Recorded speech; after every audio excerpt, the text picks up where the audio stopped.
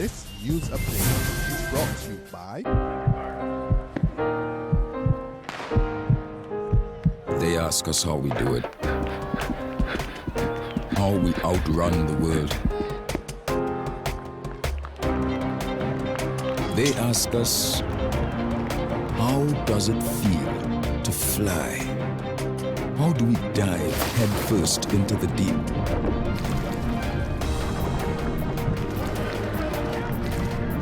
And emerge victorious.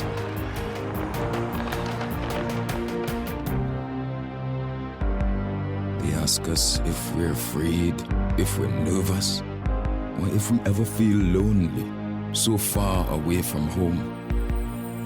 But the truth is, home is always right here with us. Get ready to witness the magic of the Olympic Games like never before.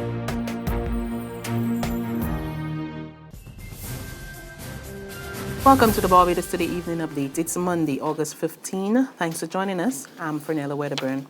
There can be no knee-jerk reaction to the crime situation facing Barbados and the rest of the region. So says former Barbados Chief Justice Sir David Simmons, who revealed that criminal gangs are operating in Barbados, some with original connections. He was speaking on the local radio talk show Down to Brass Tacks today.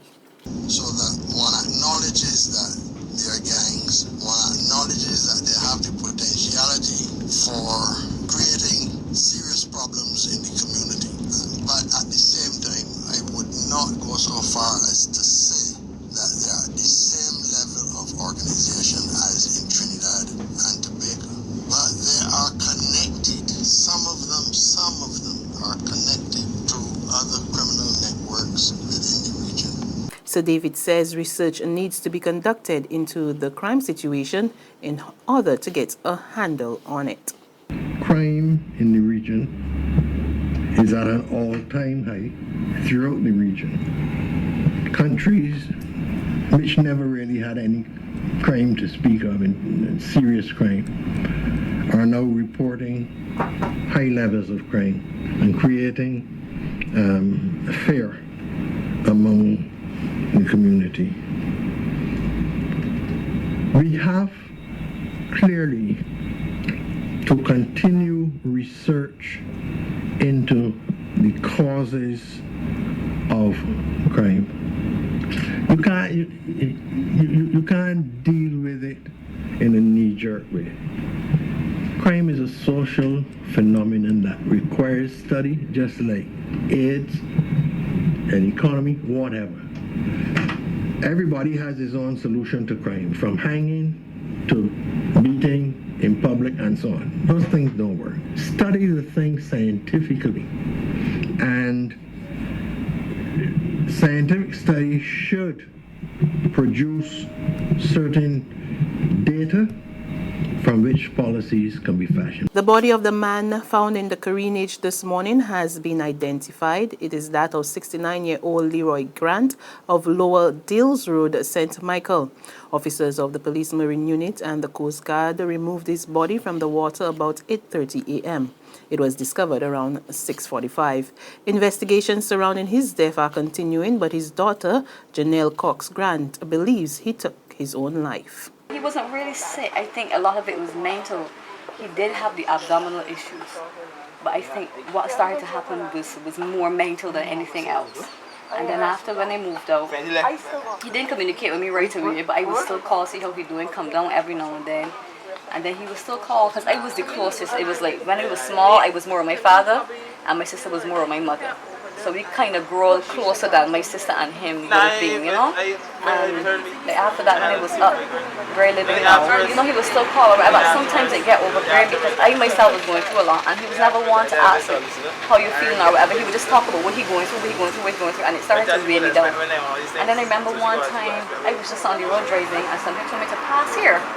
And when I passed, there was this note on the table, because we would leave notes when I was with him. If we're going out or whatever, we would leave notes. Somebody would just say, "Dad, I love you," whatever. Just leave a note. And he had this note saying, "Sorry, he can't take it no more." Something living in his head. And so when I saw the note, it alarmed me, and I started to walk around the house. And I was led to this bedroom, and there was a rope hanging from the ceiling, right? That he obviously was trying to kill himself. This Benjamin. about 3 months ago, that's when I realized, this is more than I thought. And I told my mom, and she was saying it would have to be a hard blow for me to see that. But after I saw that, I left a note and I said, I love you, Dad. Please hang in there. Don't do anything stupid and that kind of thing. She tells Barbados Today she spoke with her father just last night. Last night, we talked all the time. He called. We talked. It never stopped. Wow, so it never stopped. Well, for the whole day he was calling. We found out the phone was ringing. Well, he accustomed doing that, so it didn't feel like anything different from normal. So he would, if I'm busy, he would talk to the children until they turn. Then he would tell the children, "Well, tell mommy call me back," and they would call back, depending on what's going on. But I was feeling a bit drained for the past couple of days because I do a lot. I got my kids juggling. It's only me, and it's a lot. Still working, so I was trying to rest. And then we talked on the phone, and he was telling me, what do you think he should do? If you think he should still take the medication? I said, but Dad, I don't know, because there's a lot of medication. He had like 42 antibiotics to take over 2. And he just had medication a couple of weeks before the infection. Then he still had other history he was taking for some bad cough he had, which is bronchitis. Then he had medications, the antidepressants to help him to sleep, all kinds of things.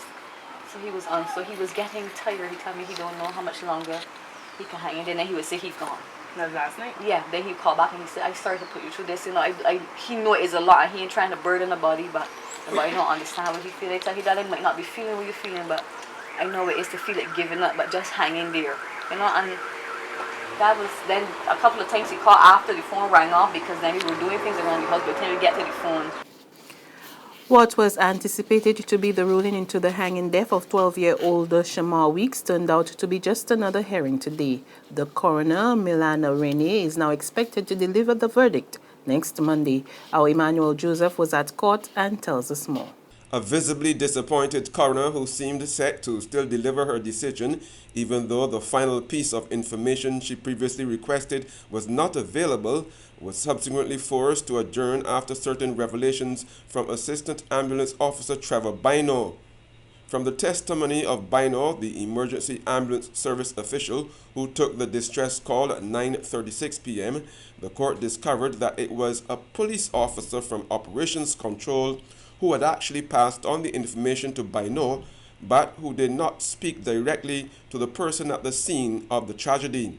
Send an ambulance for Shamar Weeks, who attempted to hang himself, was all the message from the police officer said, according to a written statement which Bino gave to the police soon after the tragedy, and that was read out in court this morning by a court official, pointing out that she had been assuming all along that the emergency call was made by the person from the scene directly to the ambulance service. The coroner informed the inquiry that she therefore needed to put the police officer on the stand to find out what time he received the message and what exactly did the caller tell him about the boy's condition. The coroner said the time that night when the call was first made and the time now would influence what she wrote in her ruling. The case was adjourned until next Monday morning at the Robert Street St. Michael Court. Emmanuel Joseph for Barbados Today. The mother and stepfather accused of killing Jahan King remain behind bars. The 6-year-old former Lawrence Tigay student died on June 29 last year at the Queen Elizabeth Hospital. His mother, Lusanta Gill, and her boyfriend, Dwayne Marshall, reappeared before Magistrate Christy Cuffy Sargent in the District A Magistrates Court this morning, where the police prosecutor, Station Sergeant Janice Eiffel, again opposed bail. The two, who have been on remand since April, returned to court on September 13.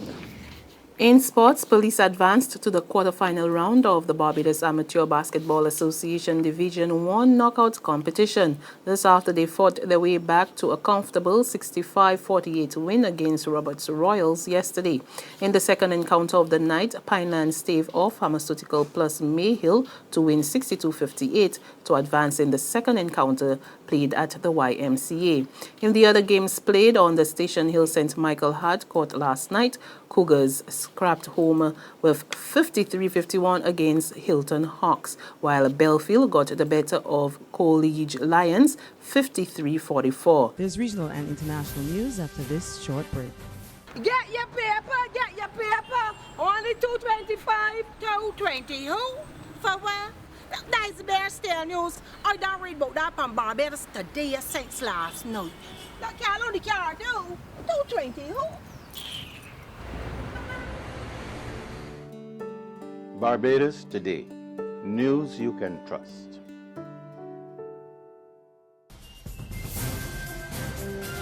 To the region now, robbers strike at the private residence of Antigua and Barbuda Prime Minister Gaston Brown, who is away on a vacation in the Dominican Republic.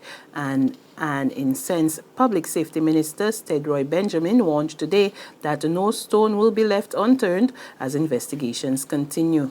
Benjamin says he's puzzled that robbery took place at the property when there are police and members of the defense force providing security on a 24-hour basis.